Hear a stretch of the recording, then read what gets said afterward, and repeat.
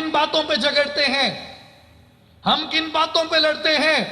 عقائد کے اوپر، مسالک کے اوپر، ان فروعی مصنوعی مسائل کے اوپر۔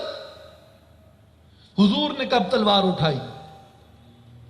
13 سال مکے میں رہے، 13 سال مکے میں گزارے، تلوار نہیں اٹھائی۔ کیوں؟ ابھی عقائد کی عمارت تعمیر ہو رہی تھی، ابھی عقائد کی بات چل رہی تھی۔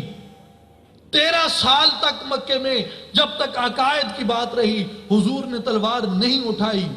اور پھر وہ موقع آیا جب حضور مکہ سے مدینہ ہجرت کر کے جاتے ہیں، اور وہاں پہ حضور رسالت مآب صلی اللہ علیہ وسلم نے اس دین کو پریکٹس کرنے کے لیے، اس کا عملی نمونہ پیش کرنے کے لیے، دنیا کو امن کا وہ حقیقی پیغام دکھانے کے لیے، اس سے روشناس اور متعارف کروانے کے لیے حضور نے وہاں پہ اسلامی ریاست کی بنیاد رکھی اور سلطنت مدینہ عمل میں آئی۔ اور سلطنت مدینہ کے قیام کے بعد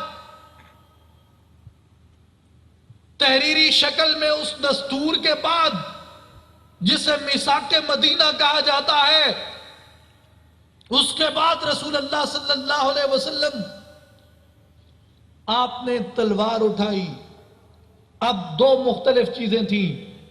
مکے میں جب تک حضور رہے وہاں عقائد کی تعمیر ہو رہی تھی، تلوار نہیں اٹھائی۔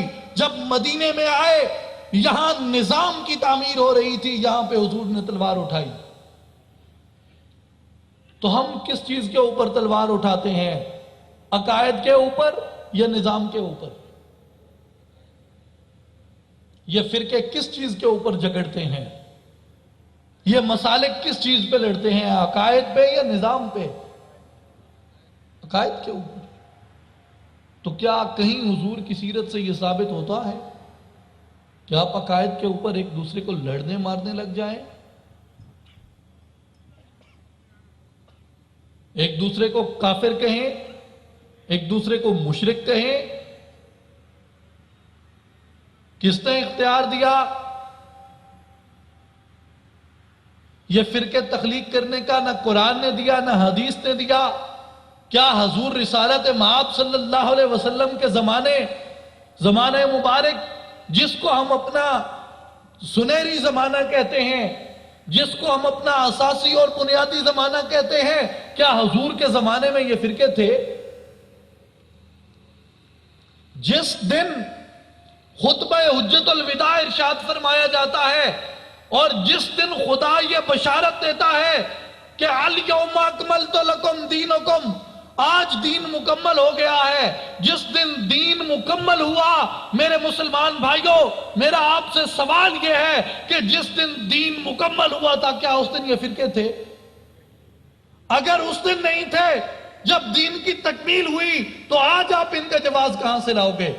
اسی لیے کسی نے کیا خوب کہا کہ اگر اپنی بقا چاہیے، اگر اپنی سلامتی چاہیے، تو لوٹ جا عہد نبی کی سمت رفتار جہاں، لوٹ جا عہد نبی کی سمت رفتار جہاں، پھر میری پسماندگی کو ارتقا درکار ہے۔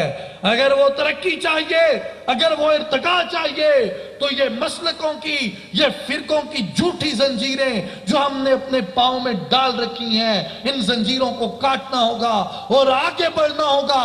یہ زنجیریں ہیں، یہ فرقے، یہ مسالک، چاہے مذہبی ہوں، چاہے صوبائی ہوں، چاہے لسانی ہوں، چاہے سیاسی ہوں، یہ تمام کے تمام بت ہیں۔ اور ہمیں حکیم الامت حضرت علامہ اقبال رحمۃ اللہ علیہ بھی یہی بتاتے ہیں کہ یہ بت ہیں، ان بتوں کو توڑ کے ہی تو آگے بڑھ سکتا ہے، کہ بتاں نے رنگ و خون کو توڑ کر ملت میں گم ہو جا، نہ ایرانی رہے باقی، نہ تورانی نہ افغانی۔